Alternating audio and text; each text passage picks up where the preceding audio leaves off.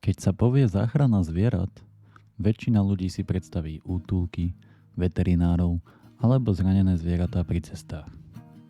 Len málo kto však vie, že na jar sa na slovenských lúkach odohráva tichý boj s časom, o ktorom väčšina ľudí ani netuší.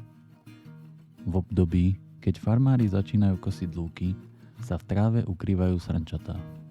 Ich matky ich tam nechávajú schované počas dňa a vracajú sa k ním neskôr. Pre malé srnča je vysoká tráva bezpečným úkrytom.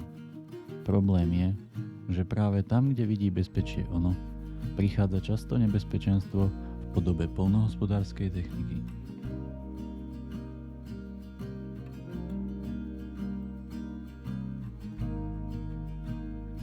Mnohí si možno povedia, prečo jednoducho neutečie. Odpoveď je jednoduchá.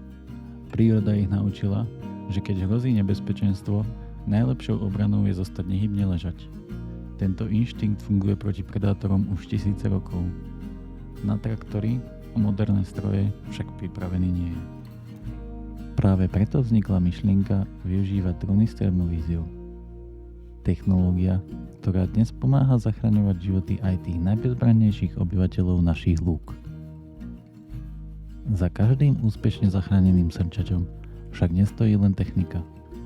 Stoja za ním ľudia, dronisti, koordinátori, dobrovoľníci a farmári, ktorí sa rozhodli spolupracovať pre spoločný cieľ.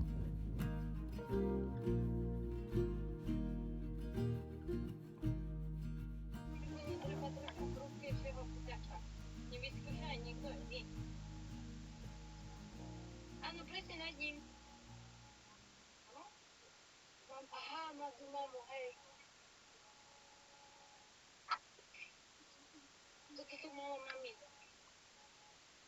No treba chytro, lebo niektoré zdrhnú pár metrov a ulasnú.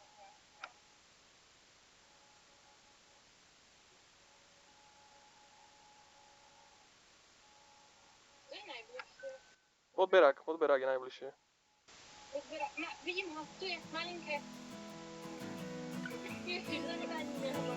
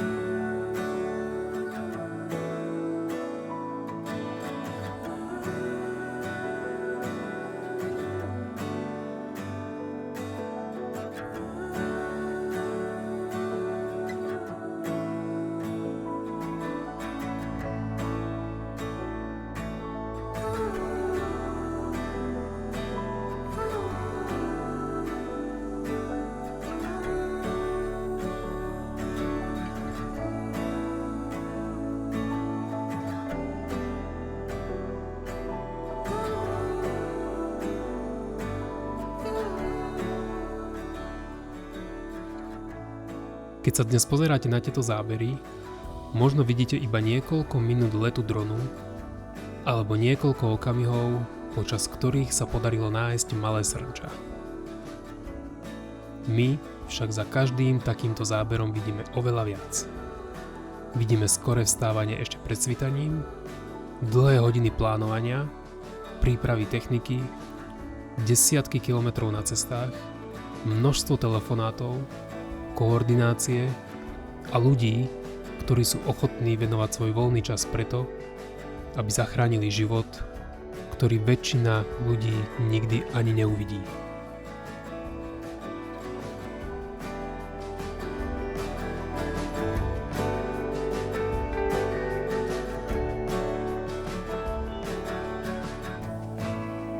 Naším cieľom je nájsť spôsob, ako môže človek hospodáriť s rešpektom k životu, ktorý sa na týchto lúkach každoročne rodí.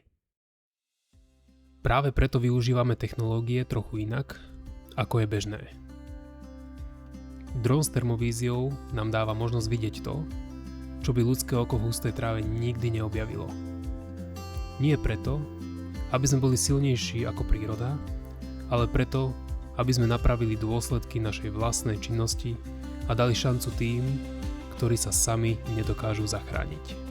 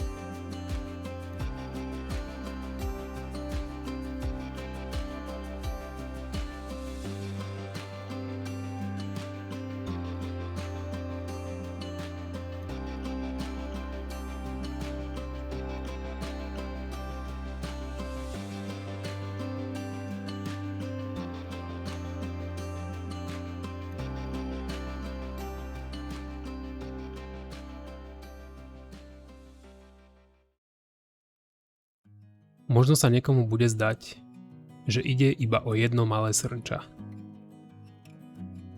Ale pre jeho matku je to celý svet.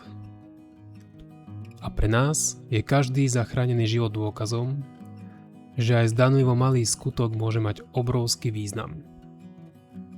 Život totiž nikdy nie je maličkosť.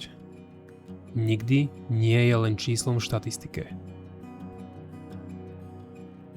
Počas tejto sezóny sa nám spoločne podarilo zachrániť 119 srnčiat a spolu s nimi aj 5 malých zajačikov. Možno sú to pre niekoho len čísla. Pre nás však každé jedno z nich predstavuje život, ktorý dostal druhú šancu.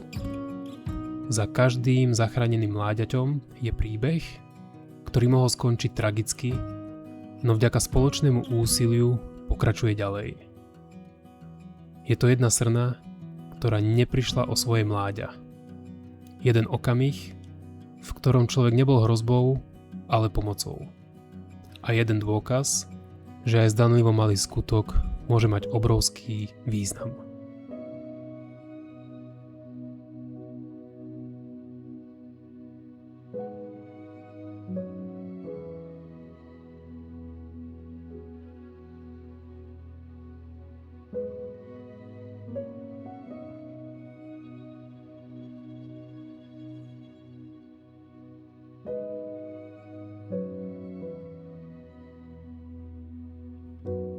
Výsledkom takejto spolupráce nie sú len čísla v štatistikách. Výsledkom sú konkrétne životy, ktoré dostali šancu pokračovať ďalej. Každé nájdené srnčiatko predstavuje malý úspech, ktorý by bez ochoty dobrovoľníkov a pomoci moderných technológií nebol možný. Aj preto sa záchrana srnčiat dronmi stáva čoraz dôležitejšou súčasťou ochrany prírody. Ukazuje, že technológie nemusia slúžiť len ľuďom. dokážu pomáhať aj tým, ktorí sa sami brániť nedokážu.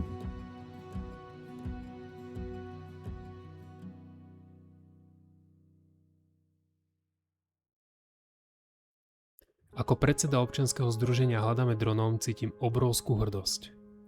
Nie na techniku, ktorú používame, ani na čísla, ktoré sa nám podarilo dosiahnuť.